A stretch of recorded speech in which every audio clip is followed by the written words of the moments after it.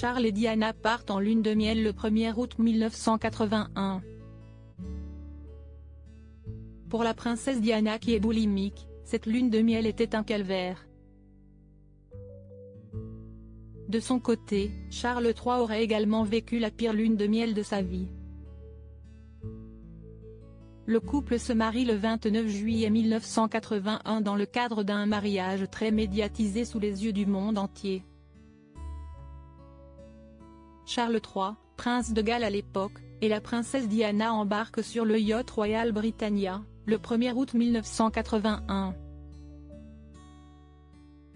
Cette croisière de 2 semaines cap sur Gibraltar est la première partie de la lune de miel des nouveaux mariés. Elle sera aussi désastreuse que ce soit pour le roi Charles III d'Angleterre que pour la princesse des cœurs. Dans sa lettre adressée à son assistant personnel de l'époque, la princesse Diana avait déclaré que sa lune de miel était le meilleur moment pour rattraper son sommeil. Dans des enregistrements conservés par l'éditeur Michael O'Mara, Lady Di parle des 2 photos de sa rivale Camilla Parker Bowles tombées de l'agenda de son tendre époux alors qu'ils discutaient programme au lit au lieu de profiter de leur voyage de noces. En somme, les 2 parties de la lune de miel du prince et de la princesse de Galles, les parents du prince William et du prince Harry, ne s'étaient pas passés sous le signe de l'amour. Dans son livre Charles III le mal-aimé, Bertrand Meyer-Stably revient sur l'effet de cette lune de miel ratée.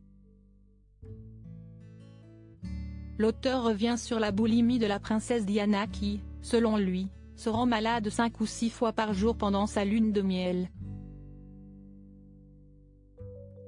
Lady Diana, la princesse de Galles se goinfrait et se faisait vomir. Lady Di se goinfre et se fait vomir chaque jour de ce qui aurait dû être à l'époque la plus romantique de sa vie, déclare Bertrand Meyer-Stably.